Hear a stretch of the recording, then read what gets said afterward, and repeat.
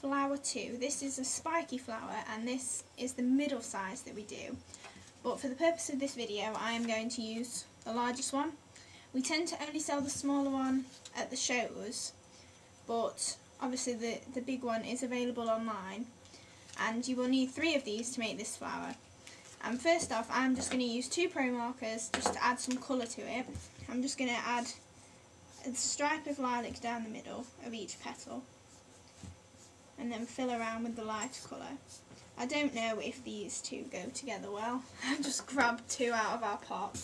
So I'm just going to do that on all of the petals. The colour that I'm using is orchid. And on these flowers I have just left a white border around them as well, if you can see. Around the black line I did cut a little bit further away from it, so you do get the border around it. And this colour that I'm using now is lavender, so I'm just going to fill around it and add a little bit of colour to the petals. I am going into the middle as well, so I won't have a yellow centre for this, but that doesn't really bother me. I'll still use it regardless. I mean, you could always add some gems or pearls or whatever you want into the centre. Now that I have coloured all of them, I'm just going over the middle again with some orchid. And this is just drawing lines to add a bit more detail. Right, and as you can see now, I have all 3 flowers coloured in lilac. They're all the same, there's no right and wrong with stamping them or anything like that. And now you just want to take some scissors and snip right into the middle, right into these little dots here, just between any petal. It doesn't matter which one, because all you're going to do is just bend it round and stick it on top of each other. This is very much like the handmade roses, you know, just the Sugarcraft roses, and it's the same concept except you take more petals out. So on the second flower you want to snip into the middle again, right into the little dotted area, and take out 2 petals. So then these 2, they are just going to go to the side, we don't need them. So then that is your second flower. And with the third and final flower you want to snip right into the centre again, into the dots, and you want to take out 4 petals. But this time keep the 4, because that is going to be your last layer. Right, so if we go back to the biggest flower again and we just take some glue and we just put it on one of the petals next to the snip and fold it round and hold it until it's glued. This will create the base, and the glue that I'm using is really quick drying, so it doesn't take long. And then all I'm going to do is just bend over the end of the petals. You can bend them with a cocktail stick if you prefer, or whatever you use, and it can be as far over as you like or as little as you like. You know, you can leave it spiky if you like, doesn't really matter. So that is how I'm going to leave mine. And then we're going to go for the next layer with the 2 petals cut out and do the same thing.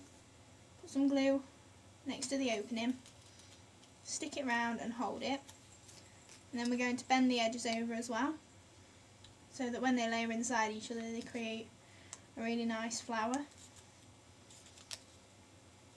Like I say, it doesn't matter how far you bend the petals over, or if you leave them spiky, it's completely up to you.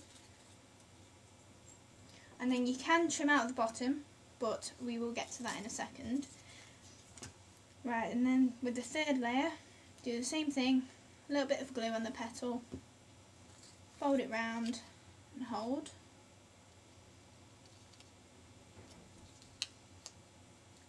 And bend over the ends.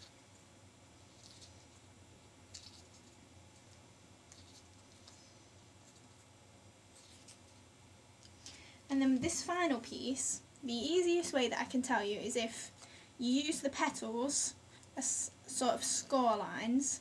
So you bend up the end 2 petals, so you end up with a little piece like this, and then it will fold around a lot easier, and you're just going to end up with 3 petals. Then we add some glue, bend them round, and there we go.